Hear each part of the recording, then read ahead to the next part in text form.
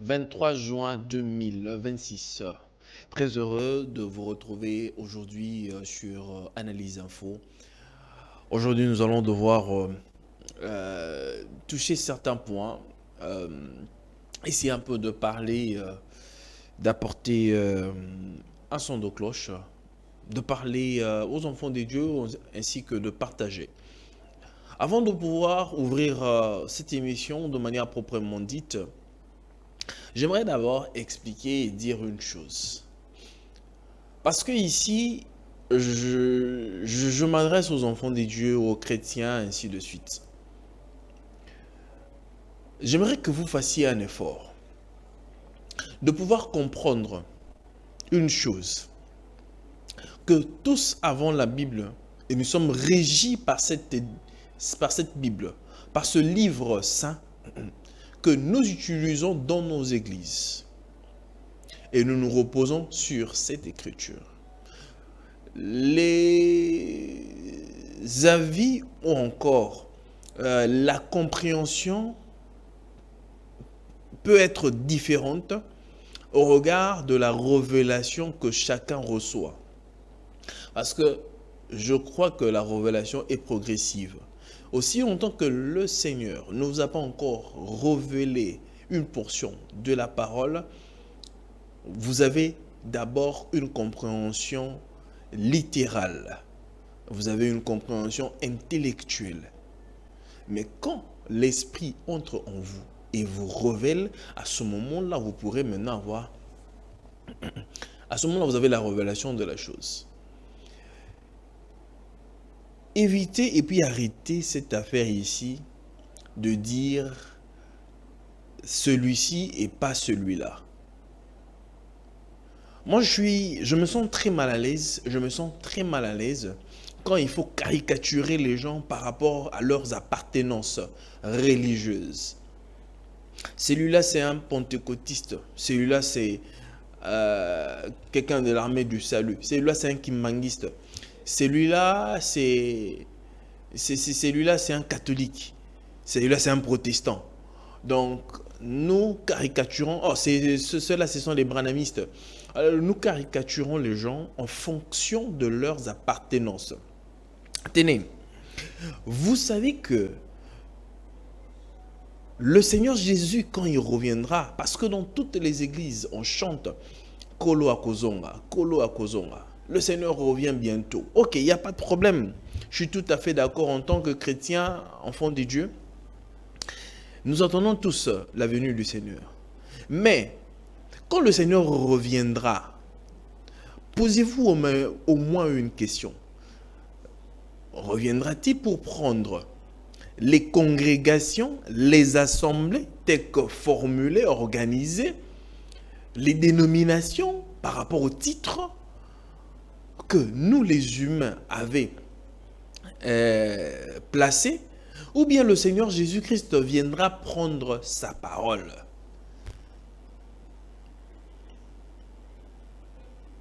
Nous devons réfléchir à fond sur cette question parce que nos appartenances religieuses ne nous sauvent pas. En réalité, l'Église ne sauve personne.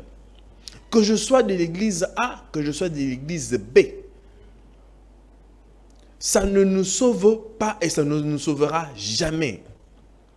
L'effet de dire que moi je suis de X, moi je suis de Y, moi je suis, ça nous divise. Je trouve ça discriminatoire parce qu'il y a une outrecuidance, il y a une autosuffisance des chrétiens, des enfants de Dieu aujourd'hui. Celui-là qui est par exemple dans une congrégation, dans une assemblée, estime qu'il a plus de prééminence, plus je ne sais pas moi, peut-être plus favorisé que les autres dans la dimension spirituelle. Alors que ce n'est vraiment pas le cas. Ce n'est vraiment pas le cas. Parce que si tous disons croire au Seigneur Jésus-Christ, si tous disons être enfants de Dieu, nous ne devons pas agir et se comporter de cette façon. On ne doit pas se comporter de cette façon.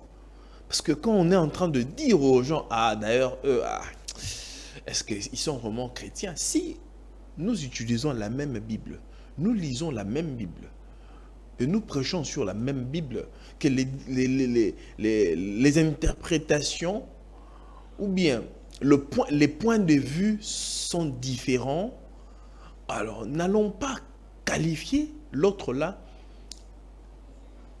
d'un perdu. Parce que le salut est l'apanage de Dieu seul. L'homme n'a rien à voir en ce qui concerne le salut de l'homme. L'homme est juste un canal. Dieu utilise les humains pour apporter la parole de Dieu. Alors, le travail qui s'est fait à l'intérieur, ça n'a rien à voir avec l'homme. C'est une affaire personnelle entre l'homme, Dieu et l'homme. Voilà. C'est une affaire personnelle entre Dieu et l'homme. Alors, j'aimerais dire ceci. Parce que l'Église, je dirais, l'Église est un peu en déroute. Nous avons les pasteurs qui pilulent à longueur de journée des choses qui ne cadrent pas avec la parole de Dieu. Il m'a été dit une chose. Jules, tu es en train de dire certaines choses parce que aujourd'hui tu recadres certains hommes de Dieu. Tu es en train de parler avec un certain ton. Pourquoi? Parce que tu n'es pas millionnaire. Tu n'es pas encore millionnaire. Je le serai, je crois bien. Tu n'as pas encore fait le tour du monde. Tu n'es pas encore monté à bord d'un jet privé. Tu n'as pas roulé dans un cortège. Voilà, tu n'as pas rencontré les autres autorités. Voilà, tu n'as pas rencontré les grandes personnalités du monde. C'est ce qui fait que tu dises certaines choses, voilà, avec facilité. En fait, ce que vous ne savez pas, ou ce que vous ignorez, que l'on soit grand ou même que l'on soit petit, la parole de Dieu reste inchangeable. Dès lors, le niveau de vie, votre niveau de vie, votre niveau social impacte votre vie chrétienne. Laissez-moi vous dire, et peut-être je peux être intransigeant sur la question. Vous n'avez pas encore rencontré le Seigneur Jésus-Christ. Vous êtes dans le pourtour. Vous êtes encore dans le parvis extérieur. Vous n'êtes pas encore arrivé. Dès lors que la parole de Dieu est diluée, hein, c'est-à-dire que le vin, on a du vin fort, mais on le dilue avec de l'eau, ce vin-là ne gardera plus son état initial, son état originel de vin. Automatiquement, il devient autre chose. Alors, la même chose avec la parole de Dieu. C'est pourquoi la Bible dit, il ne faut pas mettre du levain. Ne mettez pas de levain. Quand il s'agissait de la Pâque, faites le pain sans levain. Parce que le levain fait lever la pâte. Pas de mélange en ce qui concerne la parole de Dieu. La parole de Dieu doit être consommée telle qu'elle. Dieu a dit à Moïse, et c'était une instruction pour les enfants d'Israël en Égypte, vous allez ce soir-là tuer un veau, vous allez le manger avec tout ce qu'il a. Vous n'allez rien jeter, ni les sabots, les excréments. Vous allez tout manger. Et quand vous mangez cet animal-là, c'est accompagné avec les herbes amères. C'est ça la parole de Dieu. La parole de Dieu, il faudrait On ne dira pas, ah Seigneur, les arbres amers, c'est-à-dire un animal avec ses excréments. Non, moi je dois aller chercher quelque chose au coin là. Moi je veux aller à l'alimentation pour acheter mon shawarma, tout ça là, ces choses-là. Voilà, on veut être civilisé, on veut civiliser la parole de Dieu. C'est ce qui fait qu'aujourd'hui l'église est carrément froide. Quoi que vous chantez, quoi que vous fassiez des miracles d'une certaine façon, aujourd'hui l'église est froide. L'église est froide parce que, à cause de ce genre de message, ou encore à cause de cette facilité, de cette légèreté que nous constatons aujourd'hui dans les églises, où les pasteurs se tiennent sur la chair, le lieu très saint, j'ai l'habitude de le dire et je le dirai toujours ici, que le lieu approprié, la chair, n'est pas un lieu pour les règlements de compte. C'est un lieu où il faut apporter la parole de Dieu, initier les enfants des gens, les enfants de Dieu, voulais-je dire, et les préparer pour le retour du Seigneur Jésus-Christ. Ce n'est pas un lieu de règlement de compte. Mais quand aujourd'hui, la maison de Dieu, ou encore le lieu approprié, la chair, un lieu saint, si je peux le dire ainsi, est devenu un lieu ou une caverne des démons, ou une caverne, ou un marché, où n'importe qui peut passer, où on peut raconter n'importe quoi, où les pasteurs font du grand n'importe quoi. Comme j'ai été sidéré de constater cet homme des dieux, bon, entre parenthèses, je ne sais pas s'il faudrait les appeler aussi hommes des dieux, oh là là, mais il y a un homme qui m'a dit, on est d'abord homme, et puis des dieux. On est d'abord homme. C'est-à-dire, il y a aussi le côté humain. Bon, je ne peux pas comprendre quoi. Je ne peux pas comprendre. Un pasteur qui se tient du haut de la chair, et puis, il insulte sans vergogne, de manière véhémente. De manière véhémente.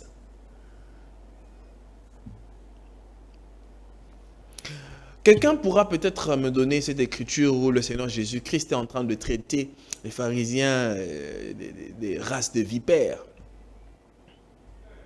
Où le Seigneur Jésus-Christ entre dans le temple et casse et détruit. Et les gens pourront peut-être... Il ne faut pas faire de l'amalgame. Alors, il ne faut pas faire de l'amalgame. Il faut comprendre les Écritures au moyen de la révélation. Si le Seigneur vous révèle sa parole, ok, une bonne chose. Ce pasteur ici, bon, moi je dirais c'est un incirconcis. Il n'a pas qualité d'être pasteur. Il n'a pas qualité d'être pasteur. C'est ce monsieur qu'on appelle Moulindoua, hein, Moulindoua, où le CESAC l'a interdit formellement de passer sur les médias. Mais ce monsieur-là se tient sur la chair. Il tient d'ailleurs des propos graves. Moi, je dirais que c'est une personne qui doit être interpellée à la justice du pays, sincèrement. On peut pas, un pasteur ne peut pas. Un pasteur, c'est un rassembleur. Un pasteur, ce n'est pas celui-là qui divise les gens. Dans une église, aujourd'hui, nous avons toutes catégories de gens, les pauvres, les riches, une classe moyenne, nous avons ceux de l'opposition, nous avons ceux de la majorité, et voilà, il y a la société civile. Comme un bon parent, vous n'allez pas vous mettre là, sur la chair, en train d'insulter les gens d'une certaine façon, ou bien taxer les gens des imbéciles sur la chair. Un pasteur qui insulte imbécile. Le Seigneur Jésus-Christ dit ceci. C'est lui qui dira Raka à son frère l'a déjà tué. Mais allez un peu dans le dictionnaire pour consulter la signification de Raka et puis la signification d'imbécile. Vous verrez que imbécile est aussi beaucoup plus grave. Comment on peut avoir un langage aussi grossier, mal placé, impoli envers ses brebis et aussi à la communauté qui vous suit, sans modestie, sans pudeur. Et on se dit homme des dieux, on se dit pasteur. Je suis triste, je suis vraiment triste. J'ai aimé cet homme de Dieu que j'aime tellement l'homme de Dieu. Le prophète Éradi, le prophète Dieu merci Éradi. Cet homme de Dieu, j'aime son niveau de maturité dans la spiritualité, son niveau de maturité dans la parole. Son niveau, oh là là, un don, en tout cas pour cette génération, un homme de Dieu excellent, excellent, un homme de Dieu humble. Mais j'ai aimé comment il a pu recadrer les choses concernant ce pasteur. Alors j'aimerais tous ensemble qu'on suive cet élément que la régie nous propose, on le suit. Regardez pasteur, moi un beau qui me l'a. Oui bien. Collègue numéro pasteur a un échangeur na lemba. Comment on est Gilles Moulengwa, ce qui Moulengwa. Ah, Jules Moulindwa. Jules Moulindwa, oui, je le connais depuis l'Est. Ah, Azara pasteur depuis Est. Depuis Est. Azara pasteur depuis Est. Né a fondé l'église. Ah oui. Et puis aujourd'hui, il dit qu'il y a opposition, opposant, mérité, il faut pas bon. Vous avez suivi ça? Oui, j'ai suivi une fois ça. Alors, quel est votre point de vue aujourd'hui? Parce que c'est basé sur la Bible, Azul et Romain, il faut pas bon. Sans homonique ozo appuyer sans le savoir. Non, je vous pose des questions. Non, tu m'appuies. Je vais vous poser que ozo appuyer. Je vais vous poser des questions jusqu'à la fin de l'émission. Pas de problème. Vous êtes venu ici pour répondre à des questions. Je vais vous poser des questions. Je vous pose des questions de savoir quel est votre point de vue par rapport à cette déclaration. C'est de ça que je viens ouvrir encore l'intelligence du peuple. Quand quelqu'un prend l'exemple de David et Kitiwe, il prend l'exemple de certaines personnes dans la Bible. Comme la Bible dit, l'épée de David ne pouvait pas quitter les fourreaux et rentrer sans avoir versé le sang.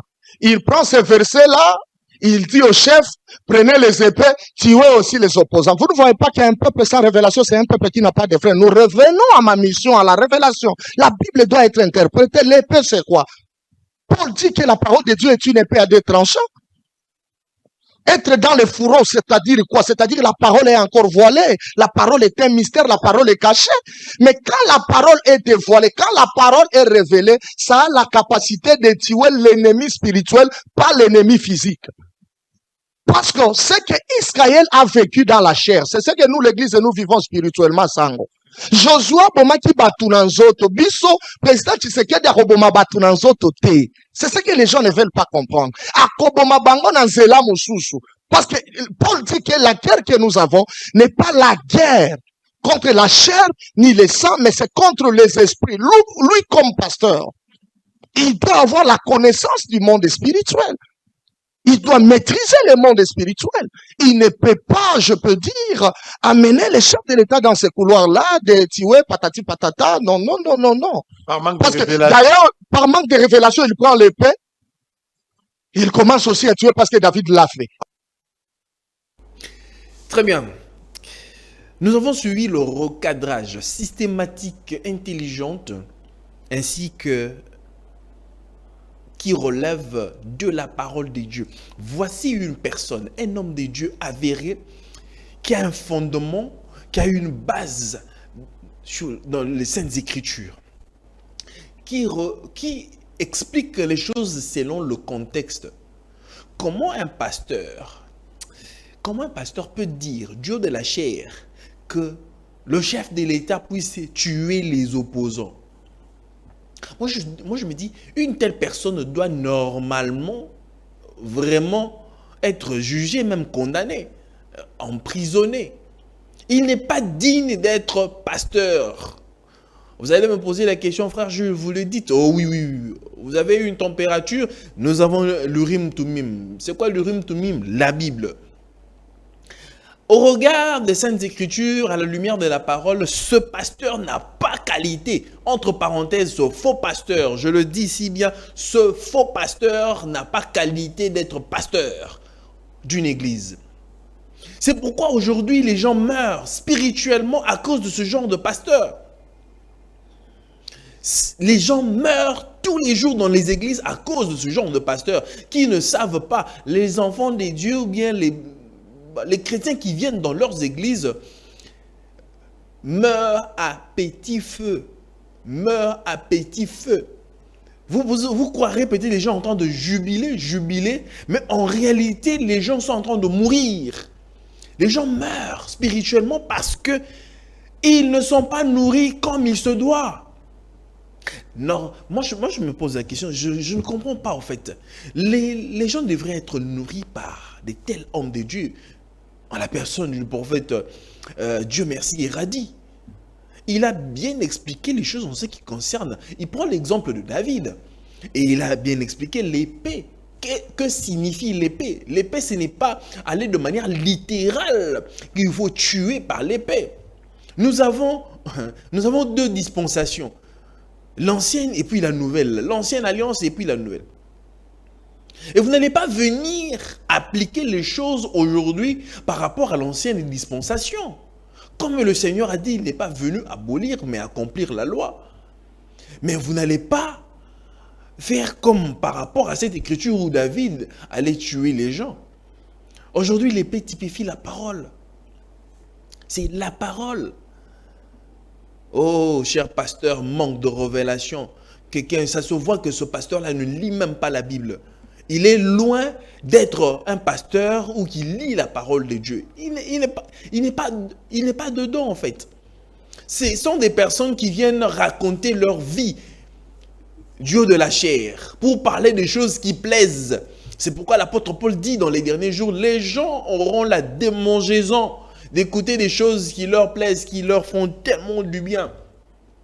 Et les gens sont là en train de jubiler, amen, amen, crier, mais alors qu'il n'y a rien de Dieu qui sort de là. Oh là là. Le prophète Éradi a ramené les choses dans la parole de Dieu. Il faudrait seulement être aveugle pour ne pas comprendre ce que l'homme de Dieu a dit, qui est la parole de Dieu. Et ce genre d'homme, moi je crois, si nous étions, voilà, s'il fallait avoir vraiment deux yeux, il faudrait prendre ces personnes-là, soit les incarcérer, ou encore les emmener au CNPP. Parce que certaines personnes aujourd'hui, dans notre pays, ont un problème. Vous comprenez?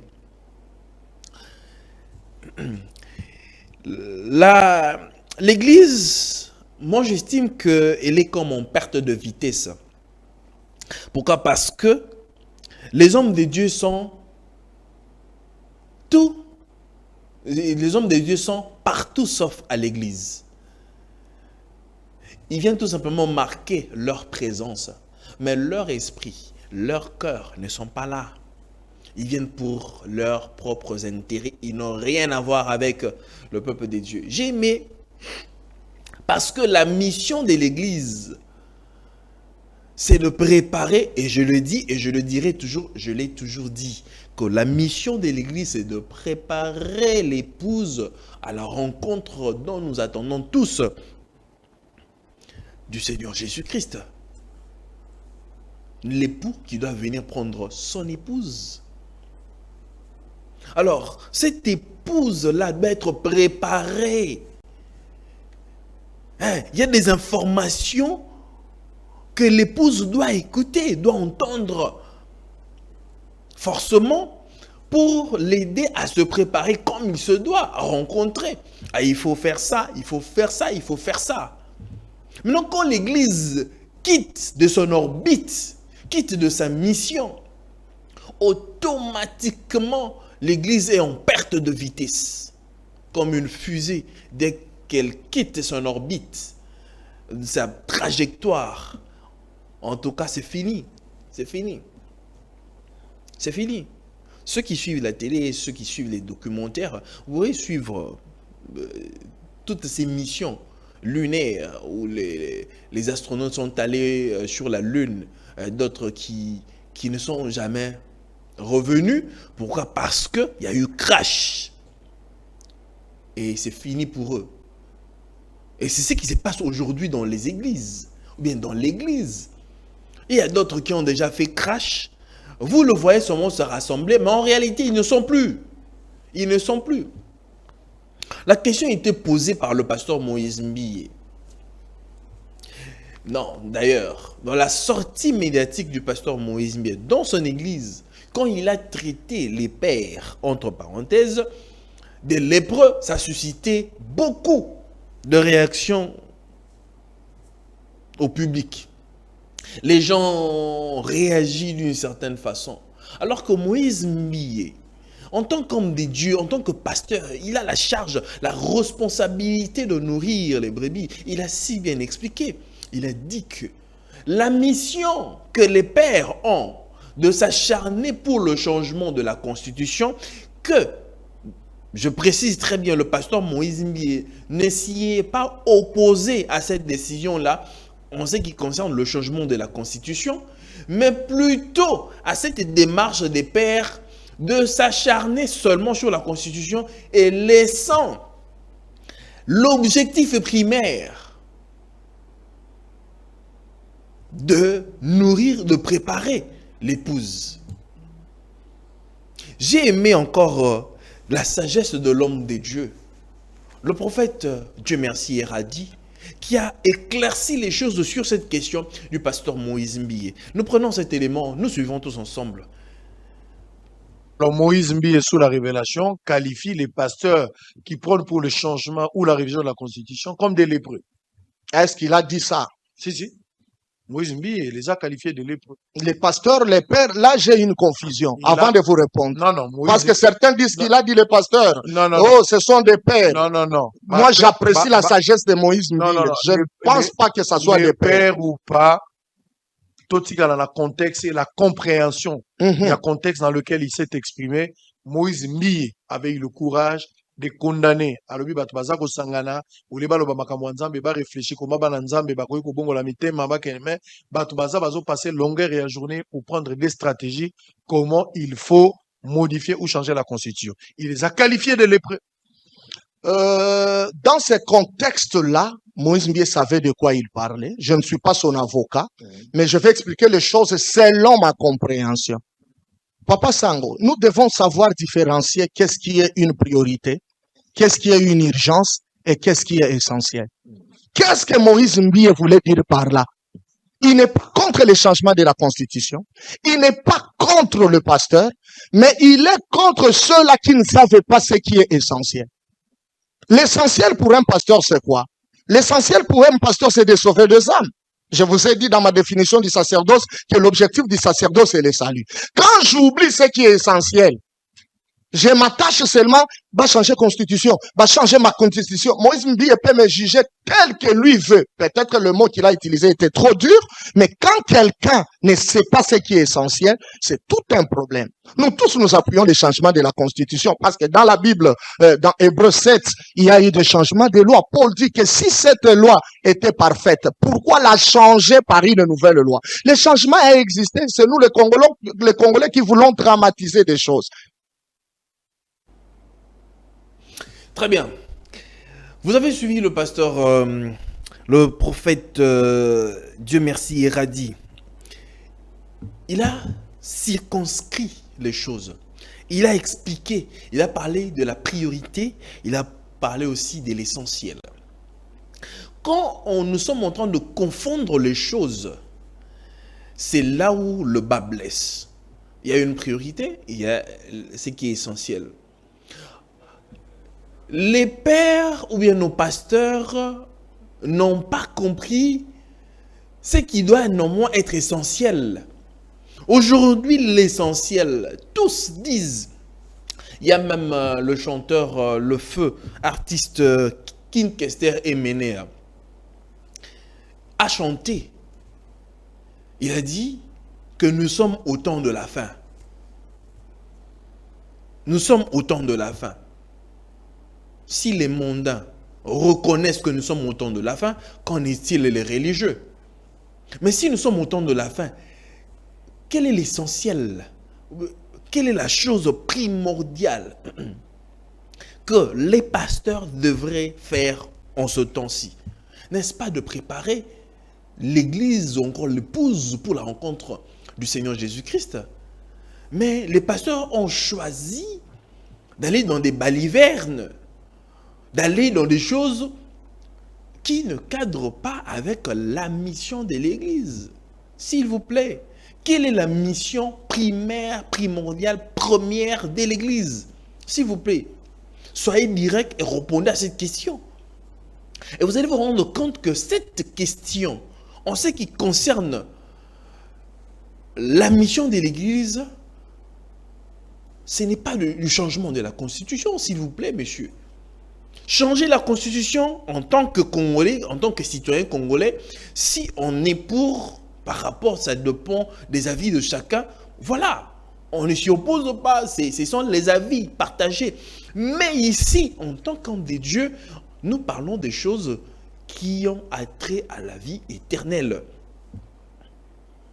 Alors, il ne faut pas badiner avec les choses spirituelles. C'est pourquoi le pasteur Moïse Mbie n'a pas mâché les mots. Il n'est pas allé par 4 chemins. Le pasteur Moïse Mbie a été insulté, lynché, insulté, tout ça là. J'étais en pâture seulement parce qu'il a dit des choses telles qu'elles devraient normalement être. Malheureusement, aujourd'hui, dans cette génération, quand on dit des choses qui sont vraies, on va toujours vous rejeter. On va vous taxer de tous les mots. Quand vous allez dire des choses qui plaisent, qui font plaisir aux uns aux autres, c'est à ce moment-là qu'on va vous acclamer. Je sais que tel que je suis en train de faire ces émissions, il y aura beaucoup de gens qui ne seront peut-être pas aussi d'accord avec moi sur certains points. Mais la vérité n'a jamais été majoritaire. La vérité a toujours été minoritaire. Le prophète, Dieu merci, Eradi, a dit des choses de manière sage. C'est lui qui, je dirais peut-être comme le Seigneur Jésus-Christ disait, c'est lui qui a des oreilles pour entendre. C'est que l'homme de Dieu a dit de manière simple et puis de manière claire, avec un français facile. Pas de complications, avec un français facile. Un prophète a la capacité de décortiquer les Écritures et de vous le faire, de descendre à votre niveau pour vous les expliquer. Si vous n'avez pas compris ce que le pasteur Moïse Mbie avait dit, suivez au moins ce que le prophète Dieu merci Eradi a dit. Prenez conscience du temps dans lequel nous sommes. Sachez une seule chose, que chacun a la responsabilité de son âme. Chacun portera sa croix. Que le Seigneur vous bénisse, que la paix soit avec vous et que Dieu vous bénisse. Au revoir.